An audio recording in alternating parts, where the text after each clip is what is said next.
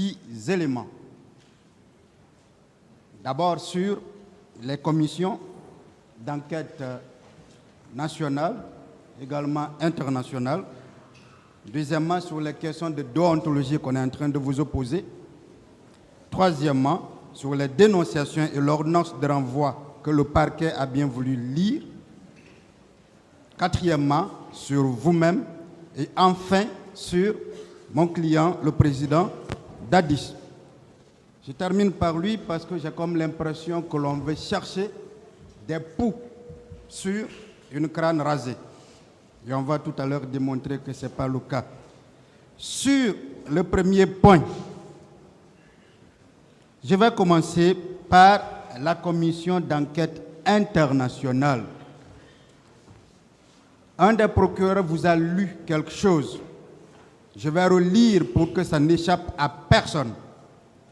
Page numéro 32. Je lis. Dans les jours suivants, les bérets rouges auraient aussi informé les familles que le ministre de la Santé avait ordonné que personne ne touche à un seul corps. Je voudrais insister sur la conjugaison « aurait ». Est-ce que vous connaissez ce temps et ce mode? Oui. C'est quoi? Le conditionnel, je crois. Le non, conditionnel. bien, j'avais oublié. Est-ce que le conditionnel n'est pas totalement contraire à la certitude?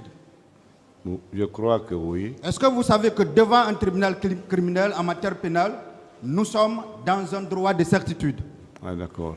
Alors, est-ce que ce rapport-là même est un rapport sérieux?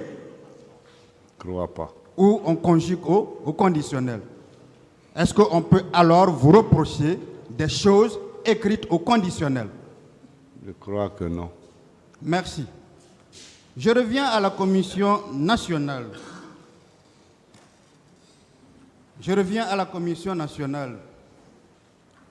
Êtes-vous au courant que cette commission a été mise déjà le 29, le président avait émis l'idée de mettre sur pied cette commission?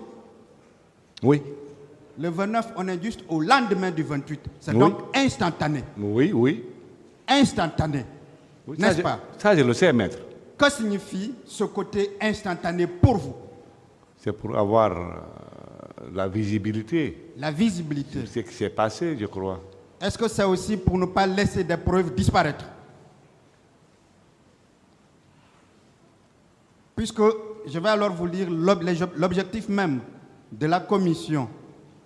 C'était d'enquêter aux fins d'établir la vérité sur les événements du 28 septembre 2009 ainsi que sur leurs préparatifs et plus généralement sur tous les faits qui en découlent directement ou indirectement. Oui. Donc en clair, c'était pour ne pas laisser les preuves disparaître. Oui. Est-ce que vous saviez que ce n'est pas le président Dadis qui a désigné les membres de cette commission? Ah, d'accord. Je veux dire qu'il les a choisis, D'accord. même si c'est par ordonnance qu'il les a désignés. D'accord. Je vais vous lire les noms de ces membres pour que vous compreniez. 1. Monsieur Siriman Kouyaté, magistrat, procureur de la République près le tribunal de première instance de l'Abbé. 2. Monsieur Doura Chérif, magistrat, premier président de la Cour d'appel de Conakry. 3. Monsieur CCTA, magistrat, directeur général adjoint du Bureau d'études et de réforme judiciaire. 4. Madame Mmassouma, magistrat, inspectrice générale adjointe des services judiciaires. 5. Monsieur Baïla Diallo, magistrat, procureur de la République près le tribunal de première instance de Mamou. 6. Ibrahima Chérif Aïdara, magistrat au cabinet du ministre de la Justice, garde des Sceaux. 7. Maître Mohamed Lamine Souma, avocat à la Cour. 8. Maître Sori Kondé, avocat à la Cour. 9. Maître Amara Chérif, avocat à la Cour. Monsieur Francis Charles Haba, professeur de droit à l'université de Sanfonia. 11.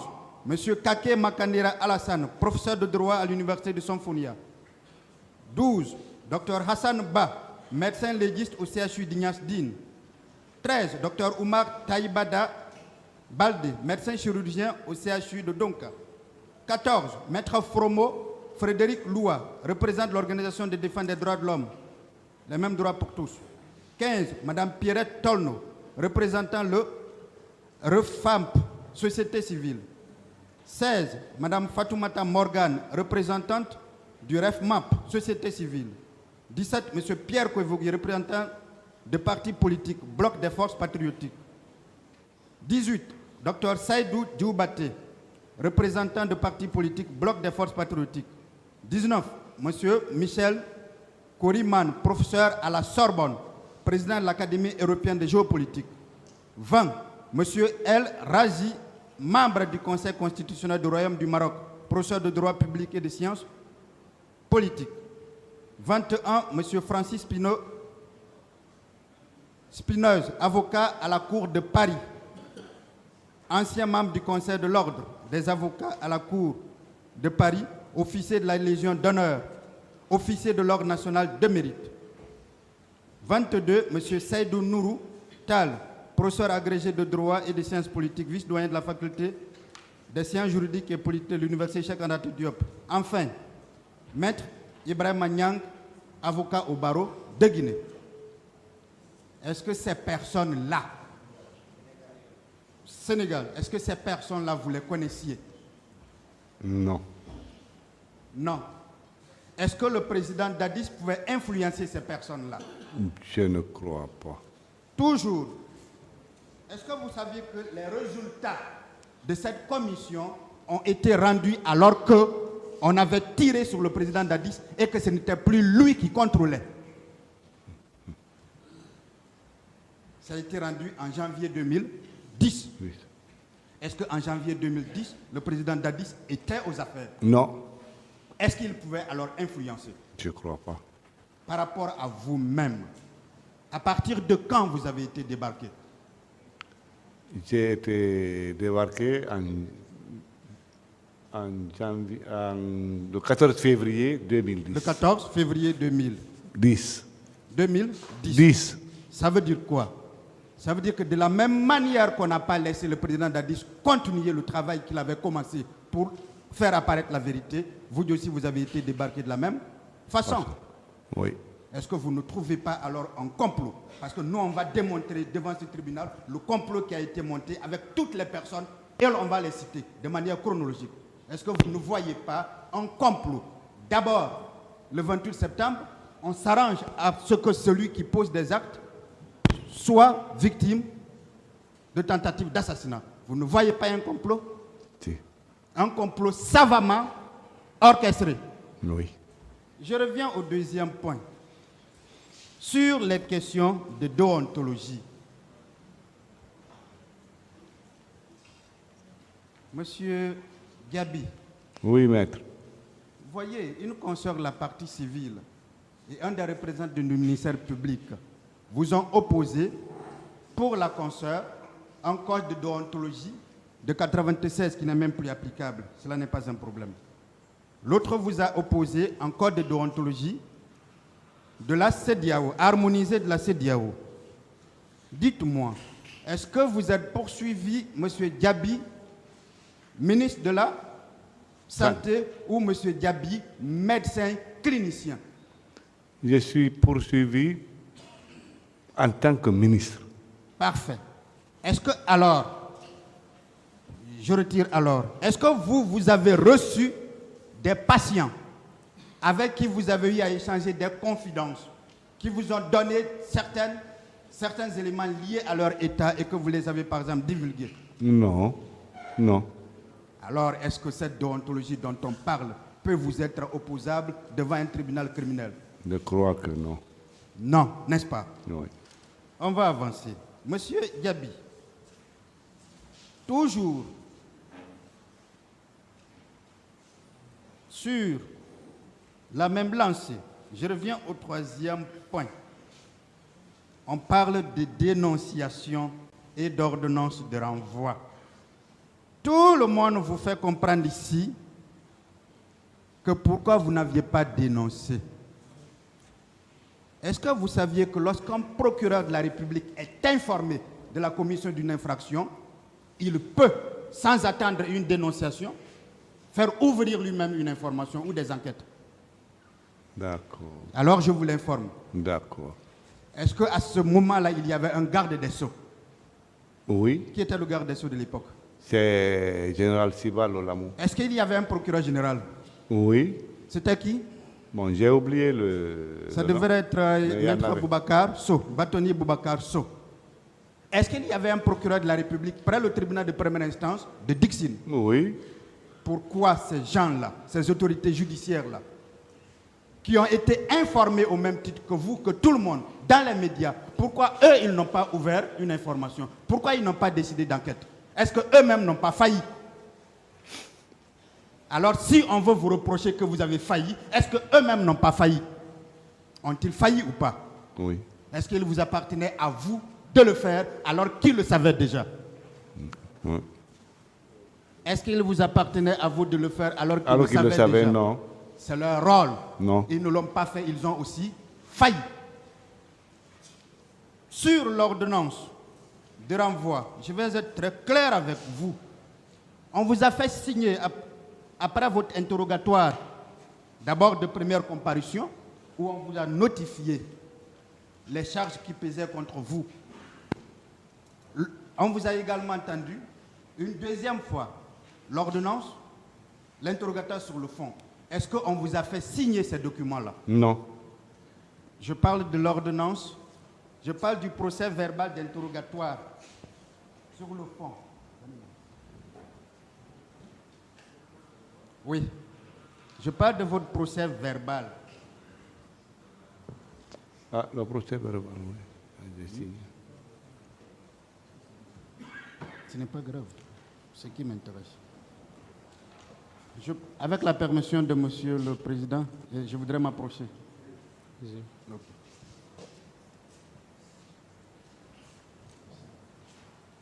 Voici le procès verbal d'interrogatoire de Monsieur Diaby. Voyez sur toutes les pages, si vous y avez vos signatures.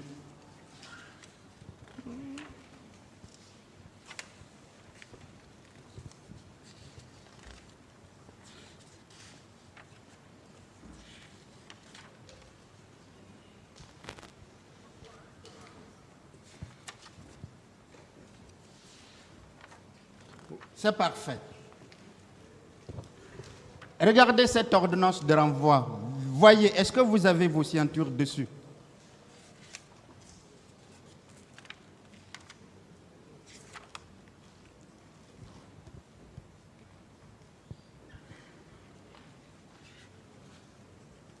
Non, mais, non, maître. Entre les deux actes, qu'est-ce qui vous lie? Là où j'ai ma signature, j'ai apposé ma signature. Alors, est-ce que quand un parquetier se met à lire une ordonnance de renvoi à charge, est-ce que ces écrits-là, le contenu doit être considéré comme de l'évangile, comme on veut faire comprendre? Vous savez pourquoi vous êtes là?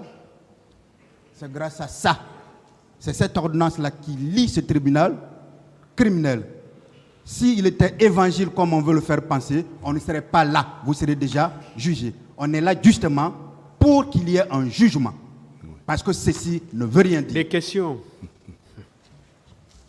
Je vais poser des questions, Monsieur le Président. Alors, Monsieur Diaby, on ne peut donc ni vous reprocher de n'avoir pas dénoncé, ni vous opposer les termes d'une ordonnance de renvoi qui émane, qui provient de juge, mais pas vous. On est d'accord? Oui. Donc, toute argumentation qui viendrait de là doit tomber. On est d'accord? Sur le quatrième point. Sur le quatrième point. C'est lié à vous-même.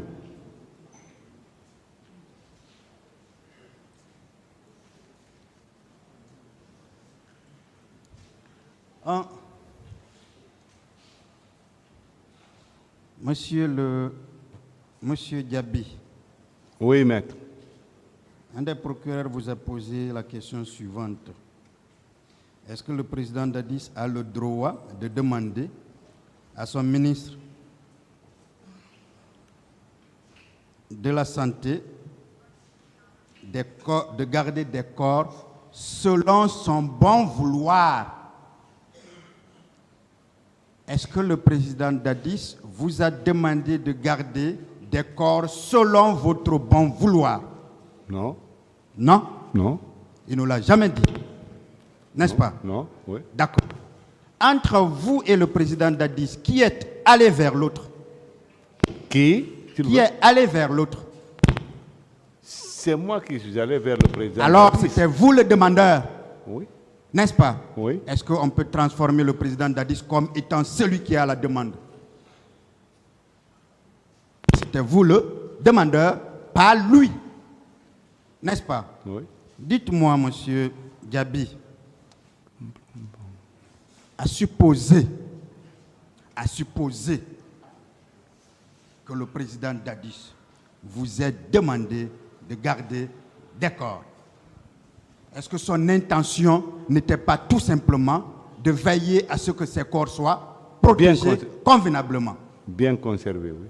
Bien conservés. Oui. Et c'est ce que vous avez fait. Oui.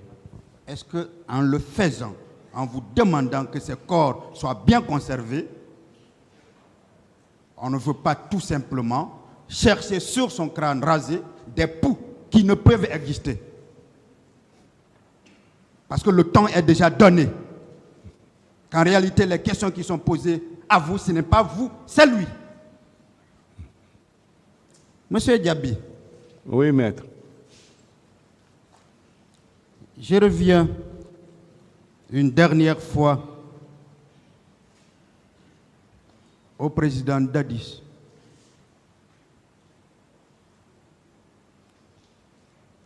Est-ce que si